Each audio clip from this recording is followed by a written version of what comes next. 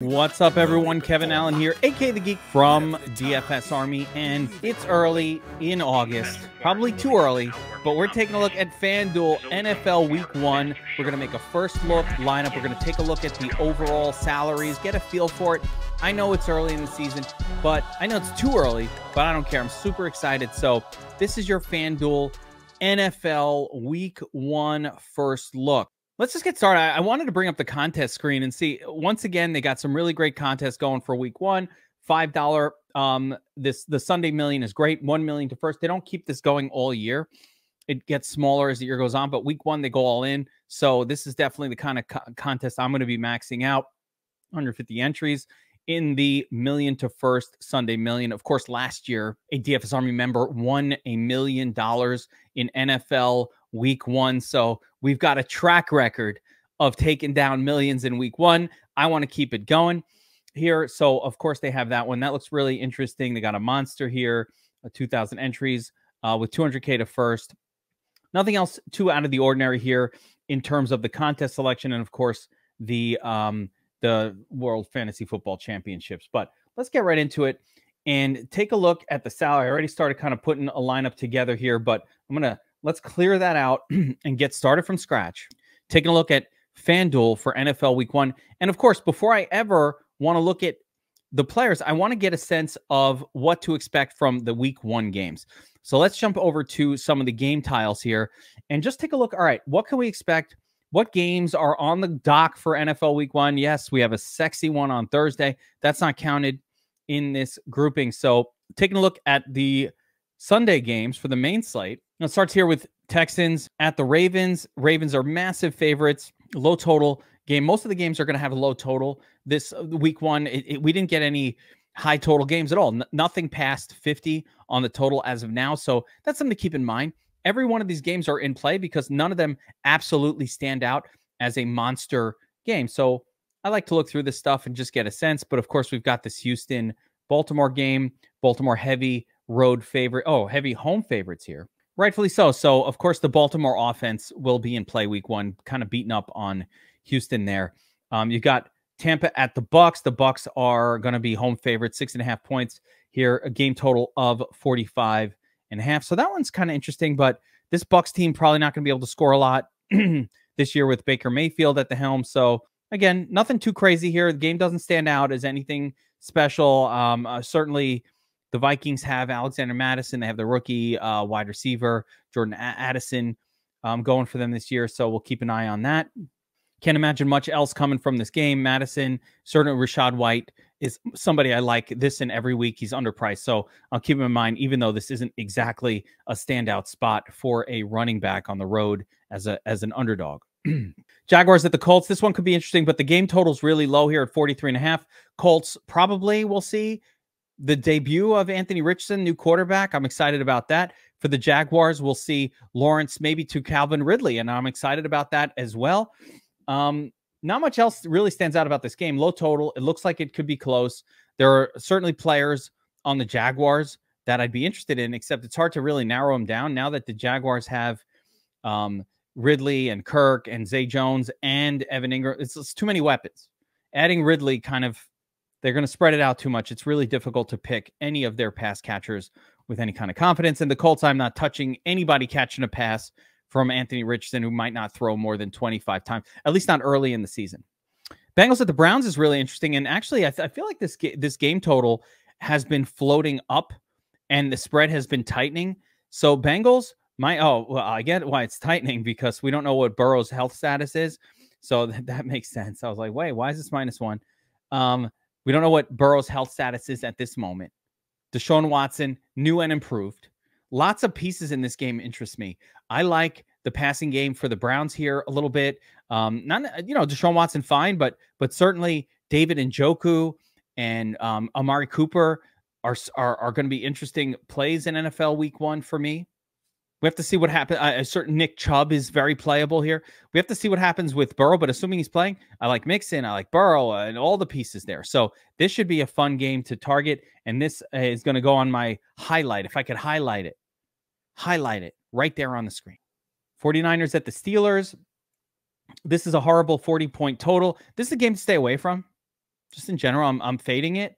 It's gross, right? Maybe 49ers defense, but on the road, I don't think I'm going there. So that's just gross. So 40-point total. The spread is kind of tight, which is interesting, but these teams play defense. This is just a screaming stay away. Another stay away game here. Titans at the Saints, 41.5-point total. It's really bad totals.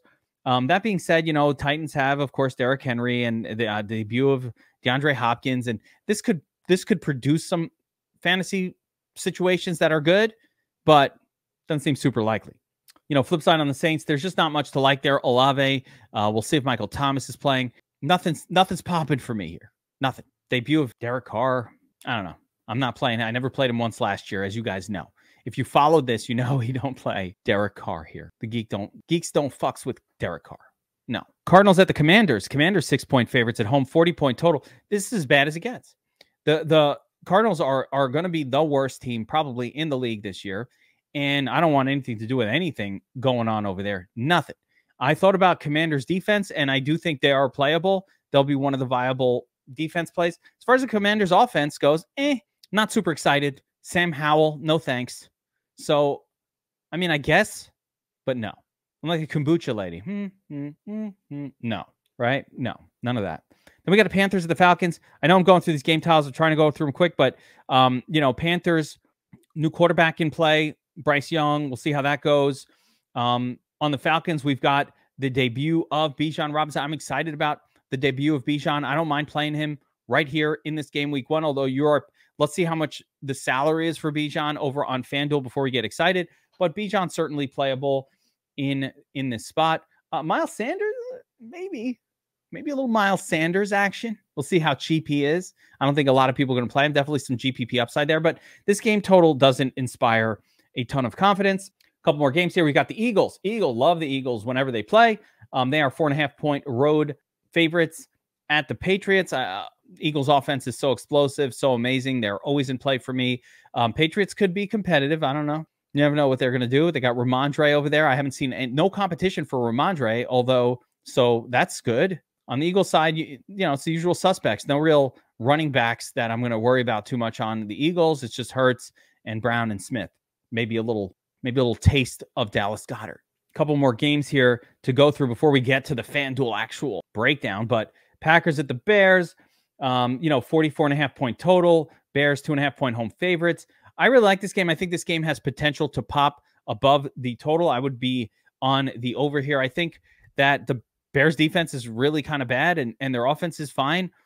Packers, I think, will be a little bit better than people think with Jordan Love. He looked okay to me when he played last season. They have a decent set of weapons still on the Packers between Christian Watson, Romeo Doubs, and, you know, the two running backs. I think they're fine. I think, though, this could be a competitive game. I really like this one. This will be a game I want to target, even though the game total doesn't explode off the page. Raiders at the Broncos. This one, less interesting for me. I would say Broncos 4-point home favorites, 44.5-point total. You know, Russell Wilson under Sean Payton, will he be better? Not sure who the running back will be for the Broncos as of this moment. Could be an interesting Samaje Perine spot if Javonte Williams is out. We'll see what the salaries look like again. Remember on FanDuel, you know, this is it's a running back heavy format where touchdowns are much more important than receptions, not just for running backs, but across the board. So FanDuel plays different than DraftKings, and we're going to embrace that. So we'll find spots on FanDuel to embrace. And again, you know, Samaje Perine on the Broncos. The Raiders have Josh Jacobs. He was great last season. I think Josh Jacobs had a lot of volume last year. There's always that risk coming off that massive volume of an injury at some point, but he's healthy now. So he could be interesting in that spot. Although, again, it's really weird that the Broncos are actually favored there. I guess they're at home, so it's just a neutral spot. Rams at Seahawks, a healthy Matt Stafford. Cooper Kupp is back. Cooper Kupp is the man. People forget that Cooper Kupp was absolutely smashing even last season when Stafford was healthy. So healthy Stafford, healthy Kupp. You always want Cooper Kupp in your lineup. People sour on him inexplicably because they're stupid, right? If he gets hurt, fine. If Stafford gets hurt, fine. It'll destroy your fantasy team if you drafted Cooper Kupp. But this is DFS. We don't care. This is 1 week. You know, we're not anticipating injuries on a 1 week basis. On the On the Seattle side, of course, Geno and all of those weapons. It's tough to really narrow it down. There's too many names at this point on Seattle. I think we'll see some overpriced weapons for Seattle, like a DK Metcalf. With Jackson Smith there and Lockett and all these other names, I don't think you want to get too crazy with DK this week. And finally, one of my favorite games, probably the best game of the week. The last game is the best. Dolphins at the Chargers. Chargers at home. You get Tua and all those weapons, Tyreek and Waddle, and we'll see what happens with Devon Achane and at the running back position. But Miami's a very, very tight-knit offense. It's just, Tua and the two pass catchers pretty much doing most of the work, and that's how it is. That's what I like. We'll see which of the running backs between Wilson Jr. or Mostert or Achane or how they do it, but we don't know going in at this moment, like who's the focal point. I could see if they say, hey, Jeff Wilson Jr. starting or somebody else gets hurt or something, being a really interesting spot, though. On the Chargers side, of course, there's Eckler, and I never like playing the Chargers in DFS, to be honest, because again, it's just a weird team where they spread the ball out a lot between, Mike Williams sometimes will pop off, and I always like him, but, Keenan Allen usually gets volume, but he's usually overpriced for DFS. And then, Herbert barely have almost any good games all of last year, so it's tough to trust him as well. I think I like the Miami side a little bit more in that one. So with all that being said, game preview, let's take a look at the FanDuel salary system. And guys, before we get into that, I want to remind you, we are coming with all kinds of goodness over at DFS Army. We've added even more tools. We've leveled up our projection model even above where it was last season, to what I believe is the best projection model ever conceived on any site. The best get better.